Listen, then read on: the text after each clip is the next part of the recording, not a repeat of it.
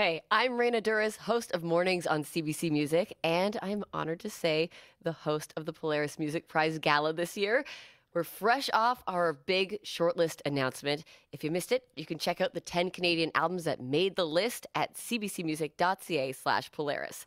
Just yesterday, we invited our panel of Polaris jurors to share their thoughts on the 40-album long list, their predictions on who would make the shortlist, and now we're going to find out how they did. They're back to share their fresh reactions to the 10 records that have just been nominated for the shortlist. Here is who is joining us. We'll go this way over.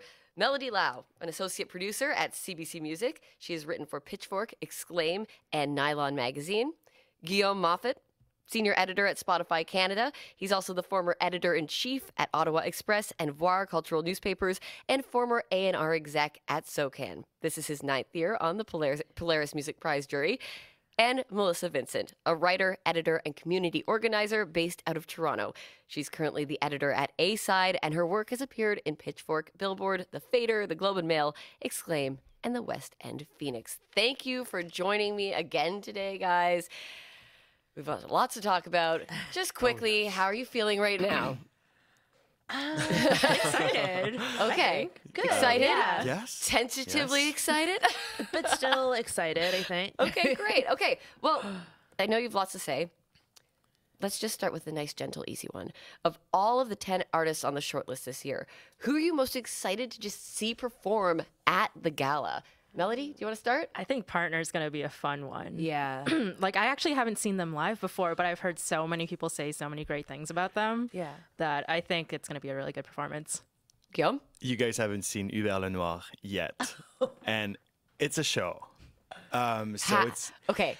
Give us just a tiny expect taste. like a David Bowie-esque type of performance. Wow. He's massively entertaining on stage. I was just watching the Le Voir performance the other day. It's pretty great. I know. Yeah. Okay. I'm really excited to see Pierre Kwenders perform. Yeah. I have heard about his dance moves and I don't know, I could just see It's it. sexy. It's sexy. If you listen to the album, you can sort of hear, it wouldn't just be like a guy up on stage with a microphone. It's like something is going to happen. Totally. And I'm just I think it's going to be really vibrant, and I'm excited to see that come to life. on Absolutely. stage. Now, was there an album, if you're looking at that short list, that made it through that you didn't expect to see? Melissa, you go ahead. Start with you. I'm a little bit surprised to see the Alvaays album there. I mean, and surprised is I don't know if it's the best word, because I feel like the Polaris is just sort of a fan of that band.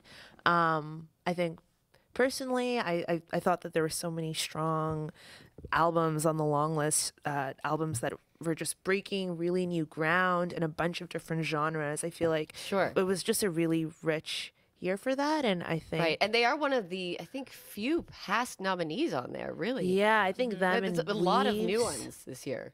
Yeah.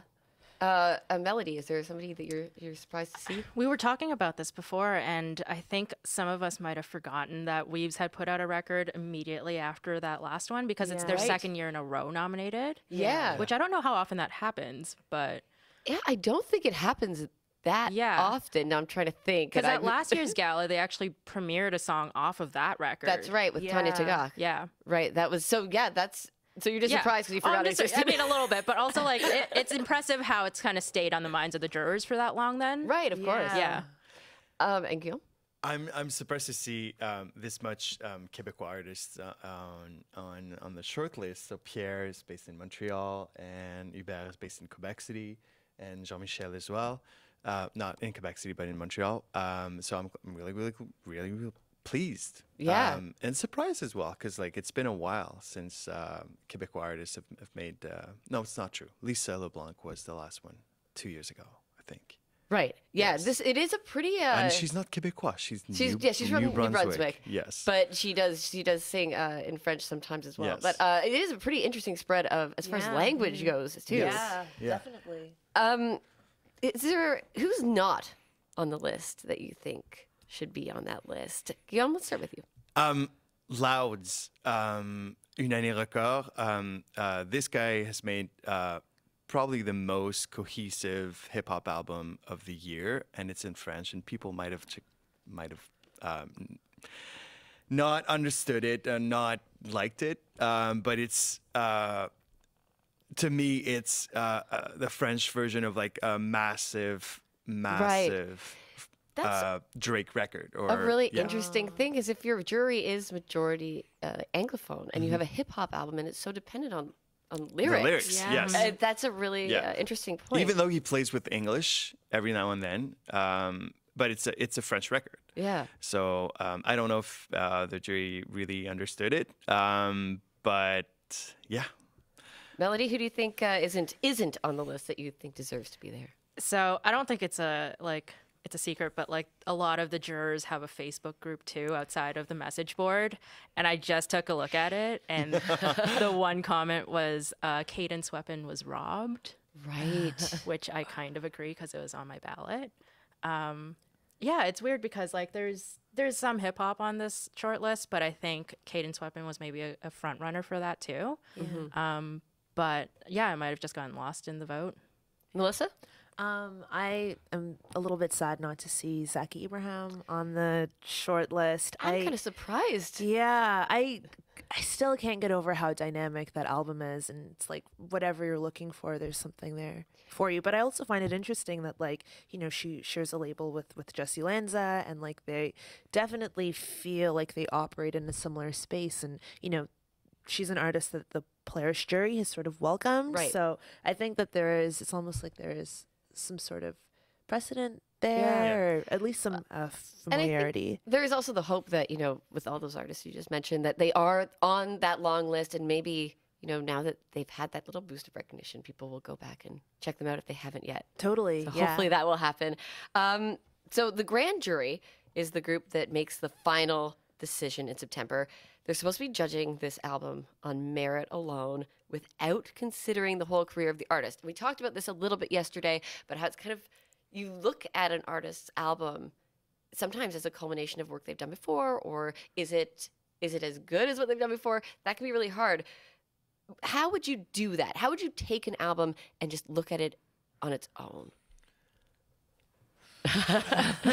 Guillaume, just because you put your face in your hands, I have to ask but you it's first. so tough. We, as music critics, we are biased by definition, and it's hard to leave like our knowledge and what we've acquired in terms of like live performances and with the artists, and but yeah, I think. I don't know. I think it would be really sitting with the record and sticking, like doing your best to actually just focus on the 10 or 12 songs. Right. Yeah. And like lyrics, melody, music, production, what else? That's it. Yeah. That's it. Yeah. Yeah, I've actually been on the grand jury.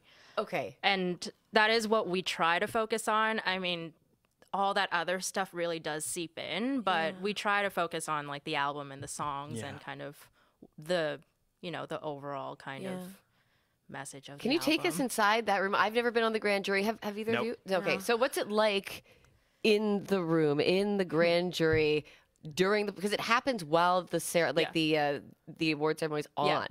And I hear it's intense. Well, there's also the dinner before. Like, there's something that happens the night before where everyone kind of meets up and, like, talks about their records. And then kind of the night of is where you kind of narrow it down and you kind of really argue for what's really 5 records. And it is pretty tense, except I think my year was called the friendliest year. Oh, wow. I was told to argue more. You're too nice. But it's really intense. People get really passionate. I've heard that there are tears in other Have there ever been years. really fist fights? It's Canadian music. not. Probably not. Okay. All right. Last question for you guys before I let you go, before this all sort of takes on a life of its own out there. There's $50,000 on the line with the Polaris Music Prize. The jury will be making the decision in September. But right now, and I think you knew what I was going to ask, who do you think deserves to win the Polaris Prize this year? Melissa, go ahead. I think I would be really happy if Daniel Caesar took home the prize. I think I think Freudian is such an incredible accomplishment for him, and yeah, it feels like it's already an instant classic. So I think I would be happy with All right, that. we've got one vote for Daniel Caesar. Guillaume? I think. Oh my God. Yes, Danny Caesar. It's instant classic. Yeah. I think we will go back to it in 15 years and say like this was an important record. Yeah. But Jean-Michel Blais, if you guys still haven't listened to it, it's a problem because it's beautiful. So I don't know. I would be really happy with both, but I think Daniel Caesar will win it. Okay, Melody. Yeah. I also voted for Daniel Caesar. So Oh, wow. Okay. So Daniel Caesar just swept our panel. I guess we'll see what happens when the jury convenes on September 17th. Thank you so much for joining me to talk about all this. I'm sure you'll have lots to think about when you go home. Thanks. Okay. All right. Thank you to Melissa, Guillaume, and to Melody. We've heard from them. Now we want to hear from you. Let us know what you think of this year's shortlist, the 10 nominees, by tweeting using the hashtag Polaris 2018. Do you think you know who might walk away with the $50,000 prize?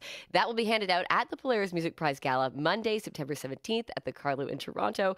You'll be able to stream it live here on the CBC Music Facebook page and at cbcmusic.ca/Polaris.